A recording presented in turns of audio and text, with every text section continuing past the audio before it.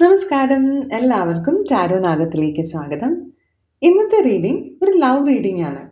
നിങ്ങളും നിങ്ങളുടെ പ്രിയപ്പെട്ട ഒരാളുമായിട്ടുള്ള എനർജി എന്താണ്, നിങ്ങളുടെ കണക്ഷൻ എങ്ങനെയാണ്, എന്താണ് നിങ്ങൾ തമ്മിൽ സംഭവിക്കാൻ പോകുന്നത്, എന്തായിരിക്കും നിങ്ങളുടെ ഭാവി എന്നൊക്കെ അറിയാൻ വേണ്ടിയിട്ടുള്ള ഒരു ലവ് റീഡിംഗ് ആണ്. നമുക്ക് ഏഞ്ചൽസിനോട്, ഞാൻ മിഖായൽ മാലാഖയോടും റാഫേൽ മാലാഖയോടും പ്രാർത്ഥിച്ചിട്ടാണ് ഈ റീഡിങ്ങിന് ഒരുങ്ങുന്നത്.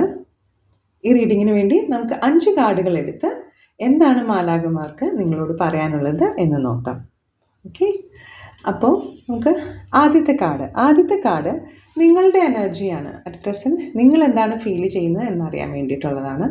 രണ്ടാമത്തെ കാർഡ് മറ്റേ വ്യക്തിയുടെ, ആ ഓപ്പോസിറ്റുള്ള വ്യക്തിയുടെ ഫീലിങ്സ്, ആളുടെ എനർജി അറിയാൻ വേണ്ടിയിട്ടുള്ളതാണ്.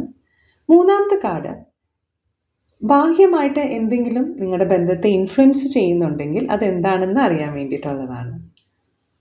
ഇനി നാലാമത്തെ കാർഡ് മാലാഖമാർക്ക് നിങ്ങളോട് പറയാനുള്ള ഗൈഡൻസ് ആണ്, എന്തായിരിക്കണം നിങ്ങൾ ചെയ്യേണ്ടതെന്ന്.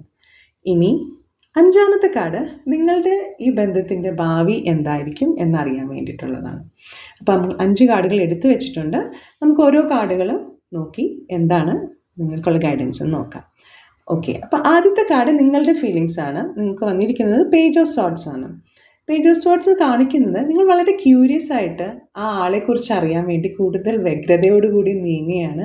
നിങ്ങൾക്ക് താല്പര്യമുണ്ട്, അതുകൊണ്ട് തന്നെ ആളോട് സംസാരിക്കണം എന്ന് ആഗ്രഹിക്കുകയും ചെയ്യുന്നുണ്ട്. രണ്ടാമത്തെ കാർഡ് ഓപ്പോസിറ്റുള്ള ആളുടെ സിറ്റുവേഷനാണ്, ആളുടെ എനർജിയാണ്. ആളിപ്പോൾ അറ്റ് പ്രസൻറ്റ് വല്ലാത്തൊരു ബുദ്ധിമുട്ടിലൂടെ കടന്നു പോവുകയാണ്. ഉത്തരവാദിത്തങ്ങൾ കൂടുതലെടുത്ത് ആകെ ബുദ്ധിമുട്ടിലിരിക്കുന്ന ഒരു മനുഷ്യനെയാണ് നമുക്കതിൽ കാണുന്നത്. ഇൻഫ്ലുവൻസ്, ബാഹ്യമായ ഇൻഫ്ലുവൻസ് സൺ കാർഡാണ് വന്നേക്കുന്നത്. നിങ്ങൾക്ക് യൂണിവേഴ്സിൻ്റെ നല്ലൊരു പ്രൊട്ടക്ഷനും സപ്പോർട്ടും ഒക്കെ ഈ റിലേഷൻഷിപ്പിനുണ്ട്.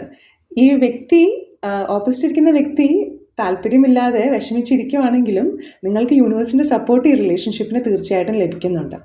അപ്പോൾ നാലാമത്തെ കാർഡ് നിങ്ങൾക്കുള്ള ഗൈഡൻസ് എന്താണെന്ന് വെച്ചാൽ ക്യൂൻ ഓഫ് വാൻഡ്സ് ആണ്. ക്യൂൻ ഓഫ് വാൻഡ്സ് എന്താണ് പറയുന്നത്, നിങ്ങളോടാണ് പറയുന്നത്. നിങ്ങൾക്കുള്ള മനസ്സിലുള്ള ആ ചിന്തകൾ, നിങ്ങളുടെ ആ ഒരു കോൺഫിഡൻസ് നിങ്ങൾ പ്രകടിപ്പിക്കാൻ മടിക്കേണ്ട ഒരു കാര്യമില്ല. മറ്റേ ആൾക്ക് അത് മനസ്സിലാക്കി കൊടുക്കാനുള്ള എല്ലാം ചെയ്യണമെന്നാണ് മാലാഖമാർ പറയുന്നത്. സോ നിങ്ങളുടെ കോൺഫിഡൻസ്, നിങ്ങളുടെ മനസ്സിലുള്ള ഫീലിങ്സ് എല്ലാം ആളോട് പറയണം.